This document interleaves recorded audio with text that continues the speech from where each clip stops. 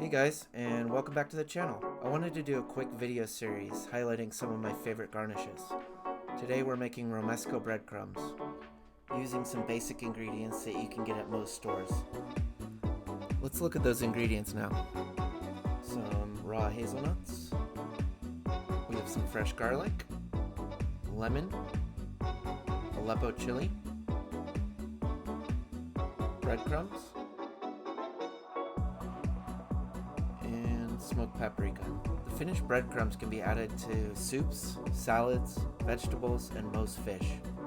You can find the full recipe in the description below. First, use a zester to remove all the outer citrus from one lemon.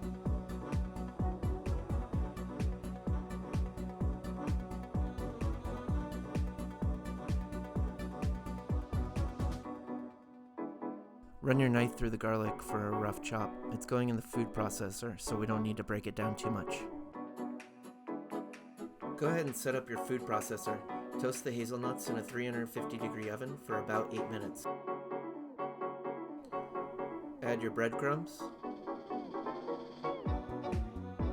Aleppo chili, garlic, lemon zest, smoked paprika, salt, and finally the toasted hazelnuts.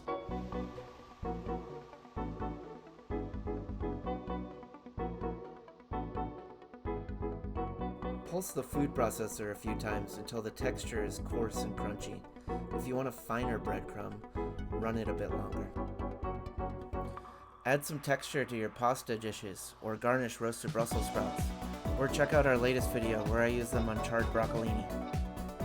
Thanks for watching. Be sure to hit that subscribe button for all the new videos, recipes, and tips.